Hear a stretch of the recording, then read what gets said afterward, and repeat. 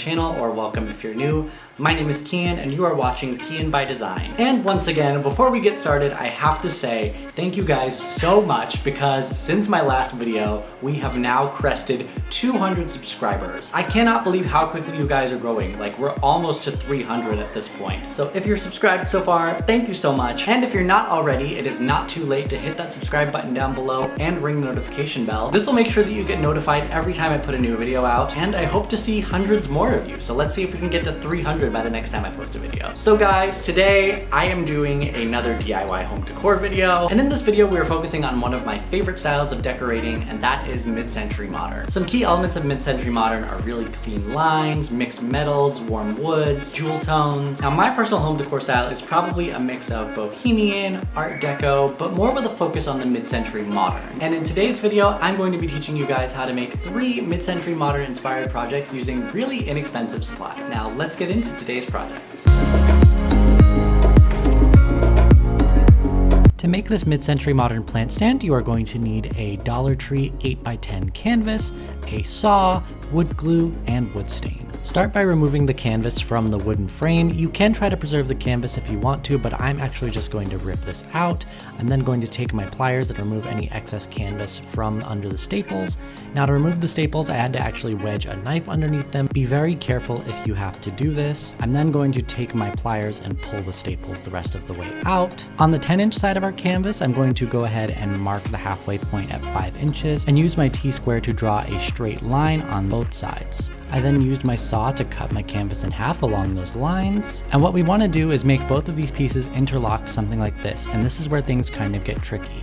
On the bottom of both halves of the canvas, you're going to find the halfway point and draw a straight line down.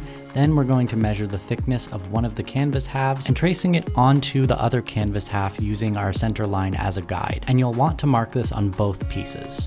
Now measuring upward from those lines we just drew, we are going to find the halfway point between those lines and mark it with a straight line on both canvas halves. This is the point that we are going to cut to on both parts of the canvas, but on opposite ends.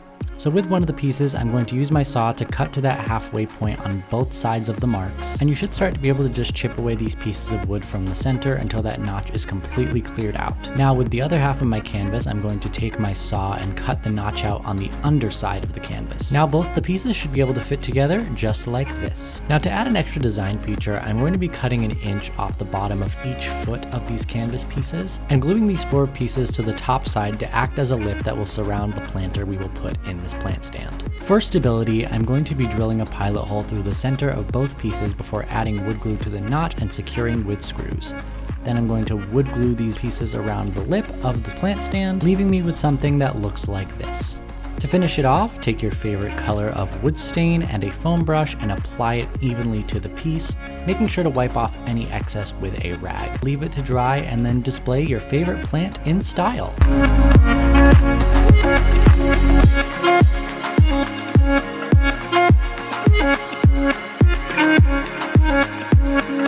To create this mid-century modern over-the-door hook, you're going to need one of these over-the-door hooks from the dollar store, some scrap wood, some screws, wood stain of your choice, metallic oil-rubbed bronze spray paint, a saw, a staple gun, and some wood glue. I'm first going to line up the top of my over-the-door hook with my piece of wood and use a pencil to transfer the outline onto the piece of wood.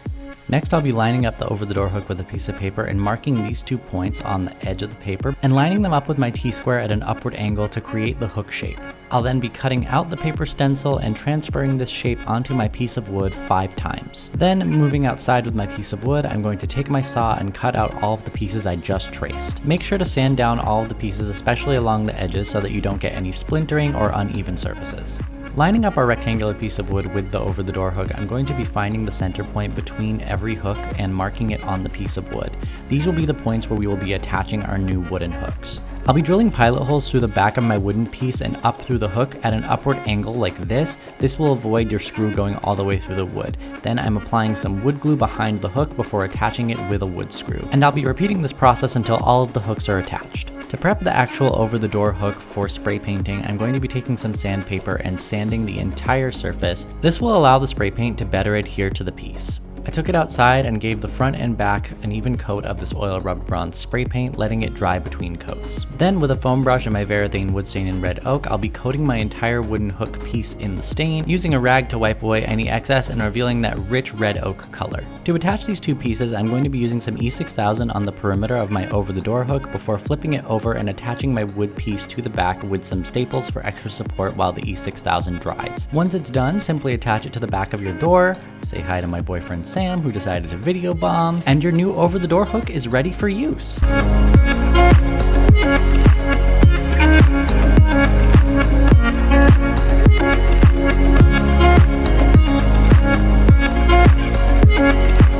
For our last piece, we're going to be creating a mid-century modern style log holder. You're going to need 2 small hula hoops, some metallic gold spray paint, long bamboo skewers, hot glue, twine, E6000, and dowel cutters. Just like in my industrial round shelf video, I'll be taking these hula hoops apart and emptying out the noise-making beads into a cup. Hopefully you won't make as much of a mess as I did, before closing them back up and reattaching them with my staple gun. Then I'm going to sand the entire surface of both of the hula hoops to prep them for the gold spray paint. I stood both of the hoops upright, fanning them out at the bottom, and taped them together where they meet. Then I'm going to take my bamboo skewers and measuring where I want them to go before cutting them down with my dowel cutters. I'll be using the tip of my hot glue gun and pressing it to the inside of the hula hoop to create a hole for my skewers. Then I'll be injecting hot glue into the hole before placing my skewer inside. I repeated this process about 6 times for skewers of all different sizes. To keep the piece from rolling around, I'm going to be creating 4 small legs out of my wooden skewers, using the same method of melting a hole in the hoop with my hot glue gun, injecting it with hot glue, and placing the skewer inside. You'll want to repeat this for all 4 sides of your piece so that it stands upright. Removing the tape from the top, I'm going to be attaching the hula hoops together with hot glue, pressing them into place until they are completely dry. I'll then be taking the piece outside and giving it a completely even coat of this metallic gold spray paint. To elevate the design and also cover up the unsightly seam on our hula hoops, I'm going to be wrapping some jute twine around the top, securing the twine with hot glue when needed. Now this might be a little too light for actual logs, so I styled it by my mantle with some blankets in it instead, and that completes our last mid-century modern project.